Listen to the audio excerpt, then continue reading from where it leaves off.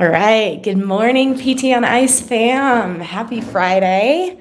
This is the PT on Ice Daily Show, and I am Megan Peach. I am one of the lead faculty for rehabilitation of the injured runner, both live and online. So today I'm going to talk about something, do this just a little bit differently.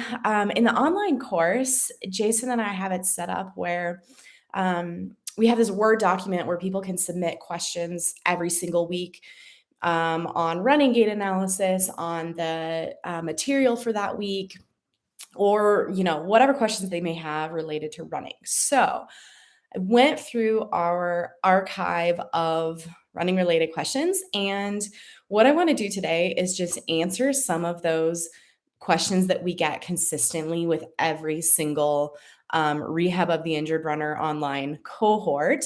Because one, they come up really commonly, but two, I think they're really important questions for being consistent about running gait analysis. So here we go. Okay, first question. Do you have any tips for setup on running gait analysis? Yes, is a short answer.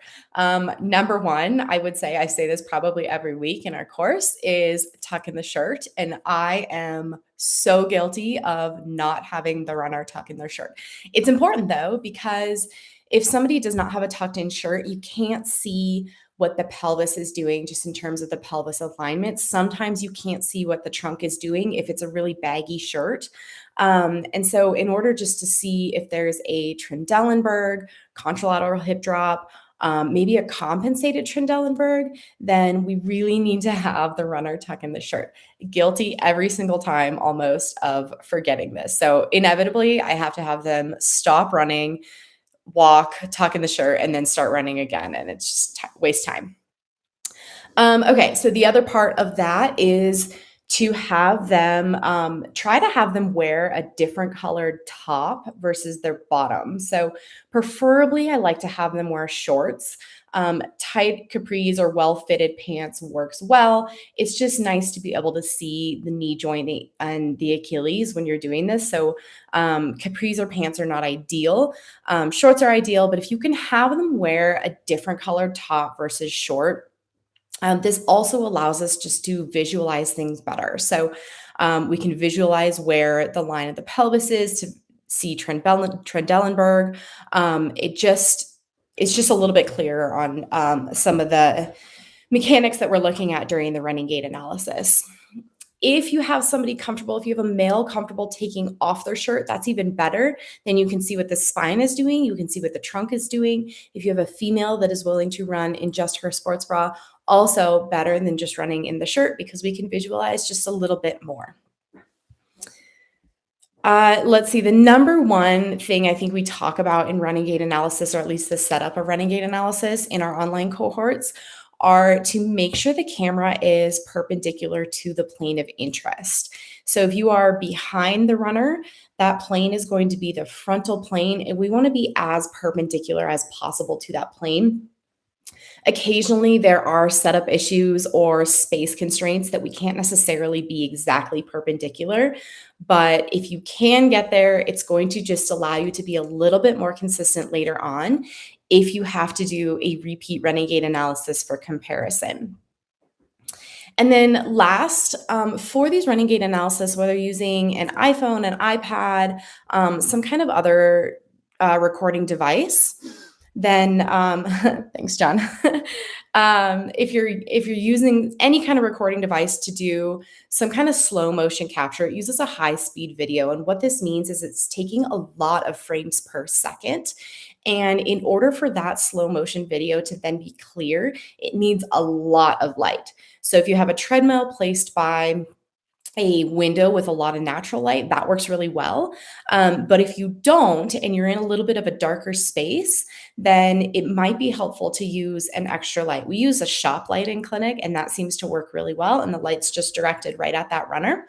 But it is important to have a little bit of extra light if you are in more of a darker space. Okay, so those are kind of the tips and tricks I have for setting up the running gait analysis. One of the other questions we get a lot is, are there certain running gait deviations that you wouldn't necessarily train out? Meaning, if you have a runner on a treadmill and you see these running gait deviations and maybe they don't even have an injury, would you change their running gait just because they have deviations? And the short answer here is no. The longer answer here is there are some exceptions. One of the exceptions is if that runner demonstrates a really low cadence, like 160 and below, 152, 154, even in the 140s, I've seen that as well.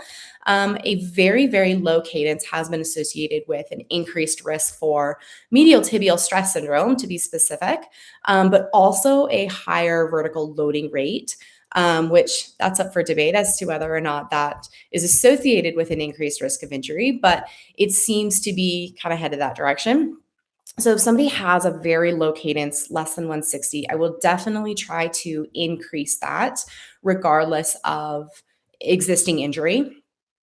And then the other gait deviations that I see that I try to train out are a very large overstride accompanying with a lack of knee flexion at initial contact. So basically, that runner is landing with their foot really far in front of their center of mass with a very straight knee.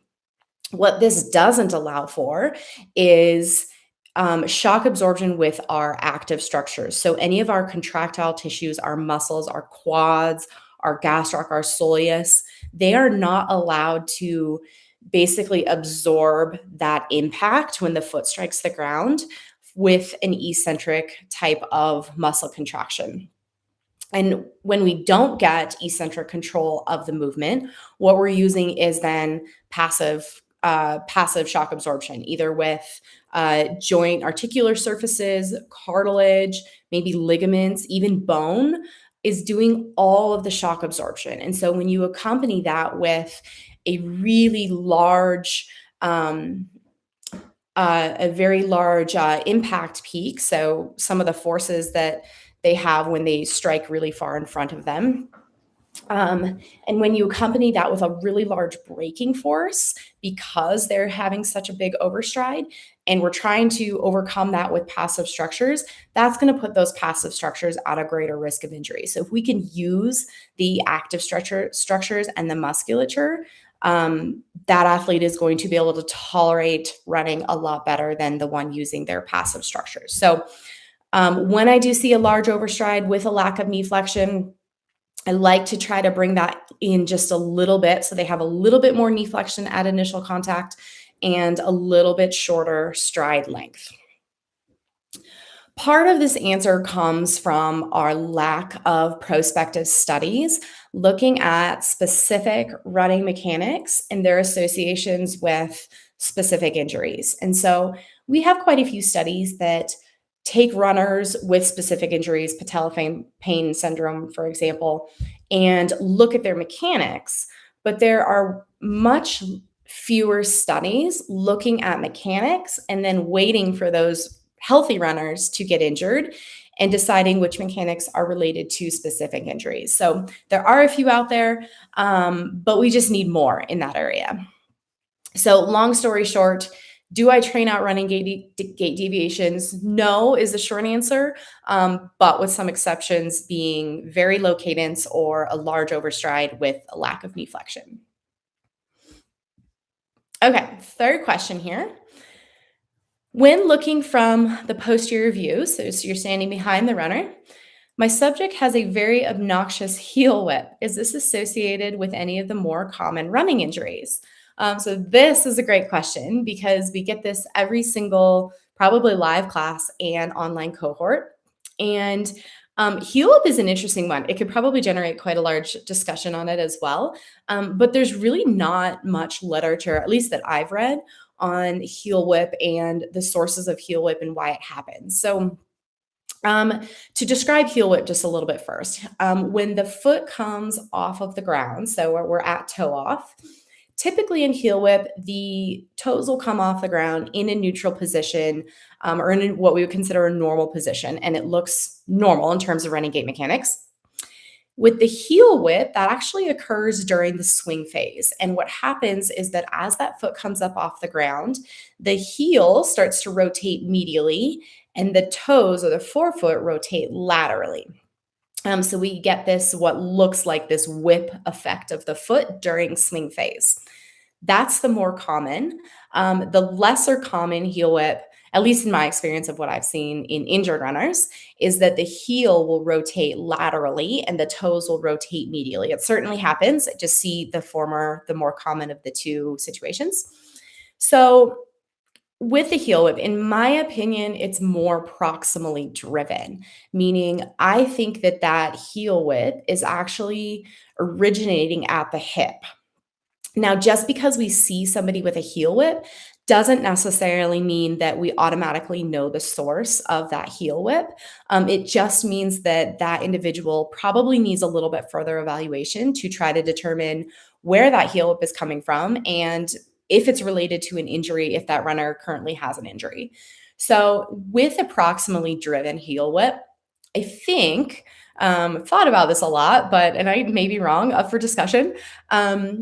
It's due to probably a couple of different things. So it could be due to an excessive internal rotation at the hip. And that could come in the form of just purely excessive range of motion at the hip. But I think more commonly, it's probably a normal internal rotation range of motion at the hip, or at least what's available, but a lack of control of the hip rotators, specifically the external rotators. So some of the smaller musculature in the hip, as well as glute max, a little bit of glute med.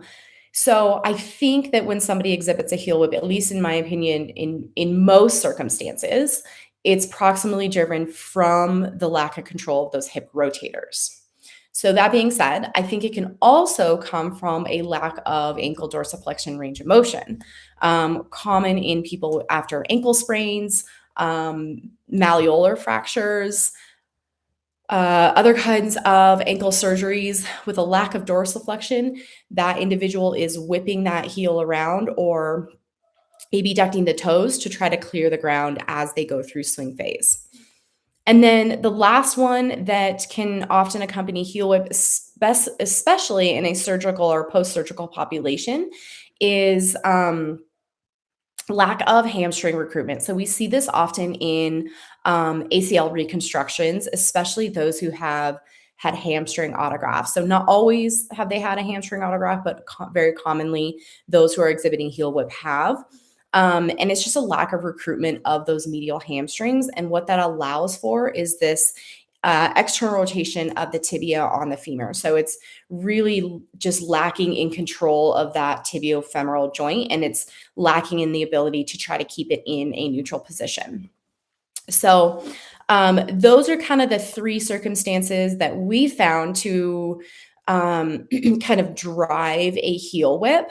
Most common originating from the hip, I would say. In my experience, second most common is originating at a lack of dorsiflexion, but that's just because I see a lot of foot and ankle. And then certainly don't rule out in your post-operative runners lack of hamstring control or just lack of strength there. Okay, so those are kind of our top 3 questions that we get with rehab of the injured runner. We talk about those every single cohort of rehab in the injured runner. If you haven't taken it yet, would definitely recommend it. We have a lot of fun in our weekly meets. Our next one is starting next week, but I believe that cohort has been closed already. If you haven't taken injured runner yet online and you want to, we've got a new cohort starting at the end of July. So be sure to jump on that. Have a really wonderful Friday and an awesome holiday weekend, and we'll see you next time.